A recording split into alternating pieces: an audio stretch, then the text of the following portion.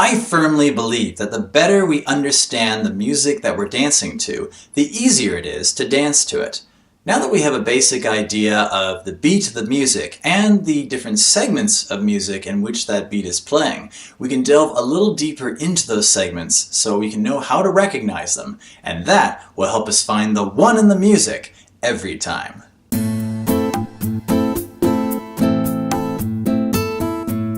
Hi guys, my name is Ian Crew. I'm an instructor at the Joy of Dance Center in Toronto, Ontario, and the creator of SocialBallroom.Dance, where you can learn your dance at your place on your schedule.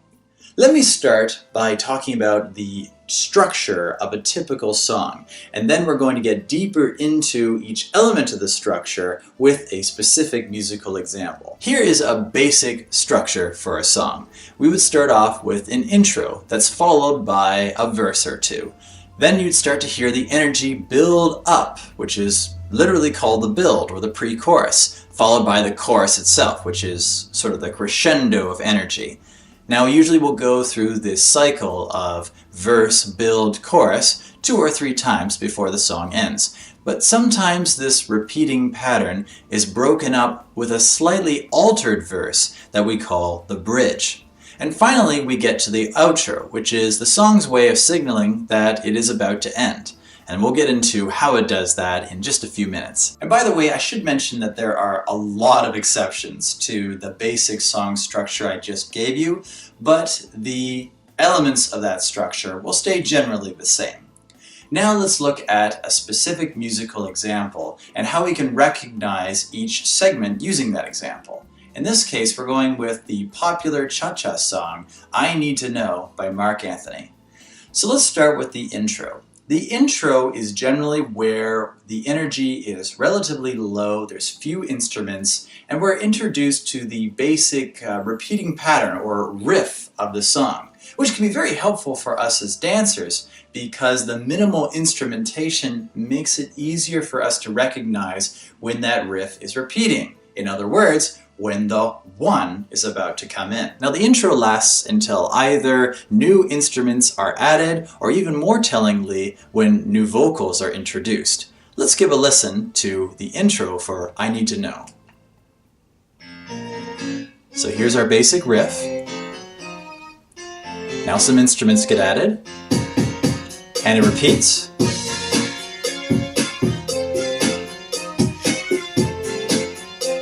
Here come the vocals. 1. Now the next section that we get into is the verse. Now we can distinguish the verses through a specific combination of notes, and I'll explain what I mean by that in just a second. But for now, know that there are usually 2 different combinations of notes. We'll call that version A and version B. Usually when we're listening to verses, they will follow a specific format, either in A-B-A-B format or in A-A-B-B format.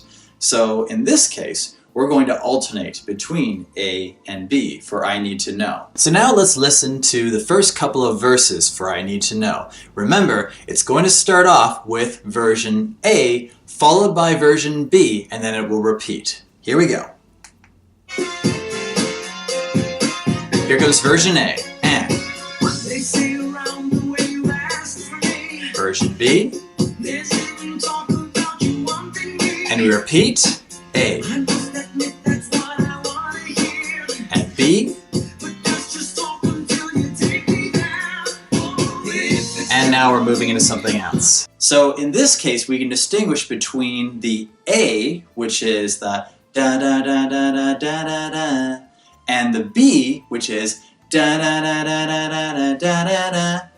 Replay this part of the video to really understand what I'm talking about. But now we're moving on to the build. And we can see the build as the intermediary between the relatively lower energy of the verse and the higher energy of the chorus.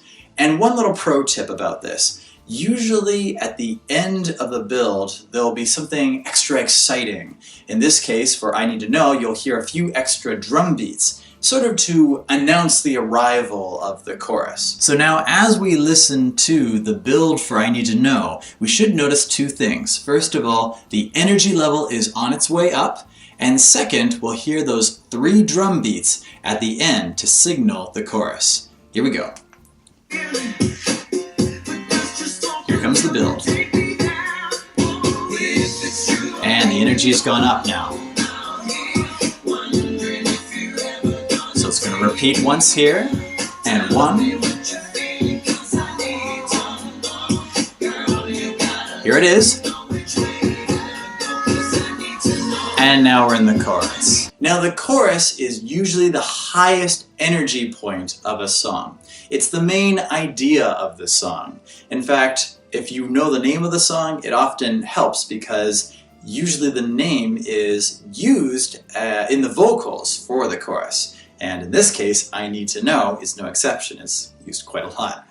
Now, the vocals and the instruments are usually the exact same or with minor alterations from one chorus to the next, which is one reason why it's relatively easy to recognize. So let's listen now to the chorus for I Need to Know.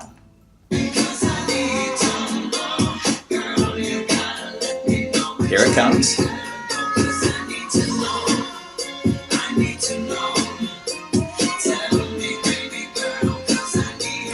And repeats.